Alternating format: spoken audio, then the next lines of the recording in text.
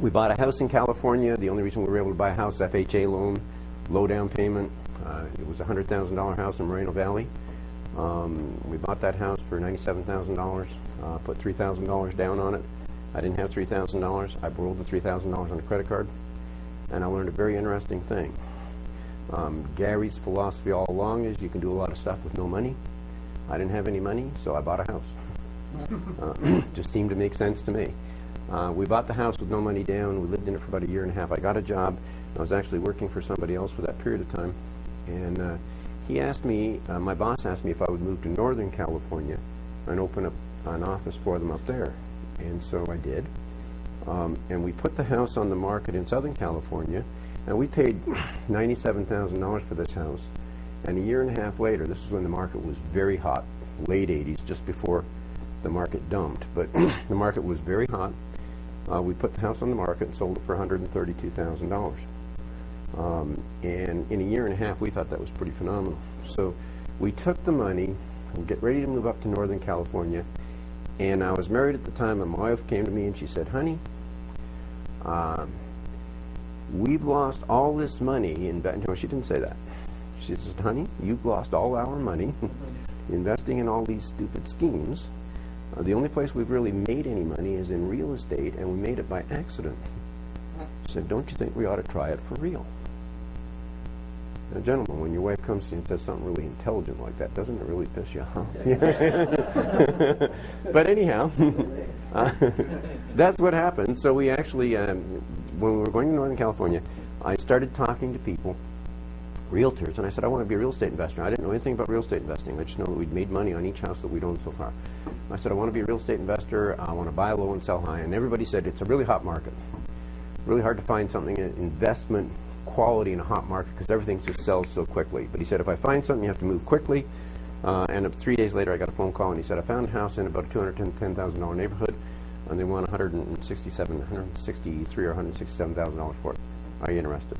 And I said, yes. So we went and looked at this. Now, he called me at 8 o'clock in the morning, and he said, are you interested? I said, yes. So he said, well, I'll meet you there at 8:30. So I met him there at 8:30. We walk around. Now, this is in Concord, California, Concord, Walnut Creek area. And you have to picture this because we walk through this house, and it's a beautiful California morning, and all the windows are open, and up in Concord, Walnut Creek, there's always a breeze. So they got all the windows open. There's a breeze blowing through the house, and it was okay. I mean, we walked through it, and it was kind of cool. I mean, there was an odor in it, but it wasn't really bad. There was cats living in it, 13 of them, and but we didn't think much of it. So we came outside, and the realtor said to us, there's a problem with this house, and the problem is the odor. And we said, well, yeah, we understand that. And I thought, you know, I didn't know anything about solving odor problems. So I thought Stanley steamer, carpet cleaner. So yeah, I didn't know. But anyhow, we said yes. We wrote a contract for this house. We bought it. 30 days later, we drove up. We were closing on it, and we went to the closing table at 10 o'clock in the morning. Signed all of the documentation. 10:30, we had the keys. We drove over to the house. Now we're excited. You know, we backed the U-Haul in. We're ready to unpack everything. Hand in hand, my wife and I walk up the steps. We open the front door. The smell knocked you off the steps. I mean, actually, my wife wouldn't go in. It was that bad. I said, babe, it's our house. We've got to go in. So I took a few steps inside. As soon as I took my first breath inside the house, I had to turn around and walk out. When I got out, I got to the front steps, and my wife was sitting cross-legged on the front grass crying. And my immediate reaction was, oh, Lord, bolt of lightning, burn it down. It's insured. You know, Gary's wooden house syndrome. But that didn't happen. So we had to, we went down a local U-Haul. But this house was so bad. I thought we could clean the carpets and get away with it because they didn't look that bad. They just smelled bad. But actually, that day, we tore every piece of carpet in the house out. I made a big pile of carpet on the front yard. But after we got the carpet out, we had to take all the baseboards out because there was animal urine in the baseboards, and it was just awful. So we took all the baseboards out. When we got the baseboards out, we realized that there was urine stains in the drywall, up 3 or 4 inches off the floor. So we had to cut 4 inches of drywall off the entire perimeter of the house. And the subfloor was 3/4 plywood, and the stains had gone through the carpet and through the subfloor, and they were in the 3/4 plywood. And we thought we were going to have to take the plywood subfloor out.